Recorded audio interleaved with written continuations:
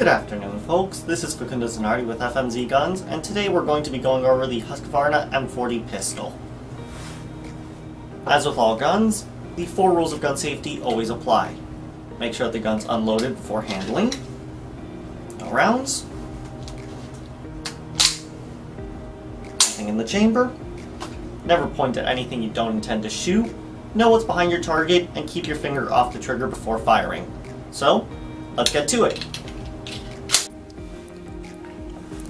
The Husqvarna M40 was based off of the Finnish L35 Lottie design. They are very similar, but they do have some differences. Sweden adopted the M40 after looking for a new pistol, and having fought alongside the Finns against the Russians in the 30s, they very much liked the design and modified it to their uses. The first generations of the M40, which were quickly redone afterwards, I believe there was only 3 actual remaining physical variants, had the loaded chamber indicator of the Lottie, right about here, and they had a much thinner trigger guard. As you can notice, this is fairly beefy. The gun is hefty, it's a full steel construction, but at least for me, it fits my hand just right. It's a very comfortable pistol. Now, for soldiers and for use and maintenance in the field, it's a very simple system to maintain and clean. You pull the slide back after taking out the magazine, drop the lever, and the whole assembly and bolts comes forward. You need to release the bolt, you simply pull back right here. The gun functions on a single recoil spring, that is right there, and is maintained inside. Now, an interesting aspect of the Lottie and Husqvarna pistols is that they have a bolt accelerator.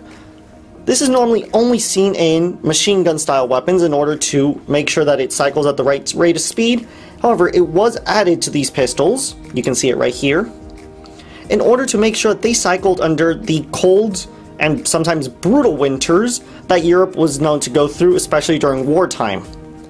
So they added it in, and it is an extra supplement and helps to cycle the bolt as well as the recoil from firing the weapon.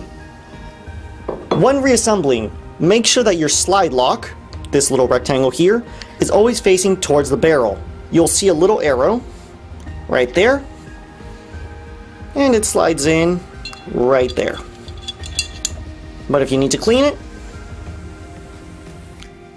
that was a full field strip and disassembly, and all I had to do was drop a lever. Now, put it back together. Here's the bolt assembly. Put it in. Slides forward. And you are good to go. And now it's just slide it back onto the frame.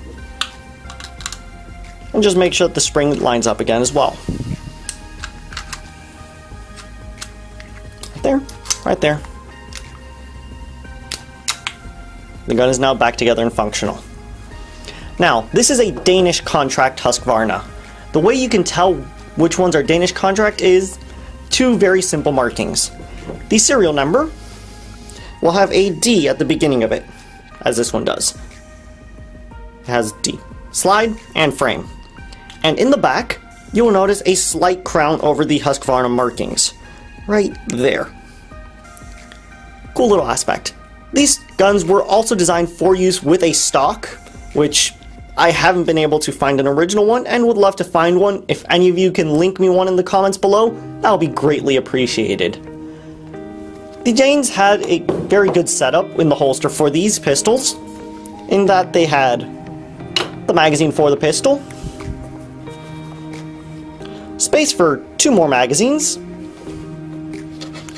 the cleaning rod, and the magazine assist and / screwdriver if you needed to take off the grips to do further cleaning as well.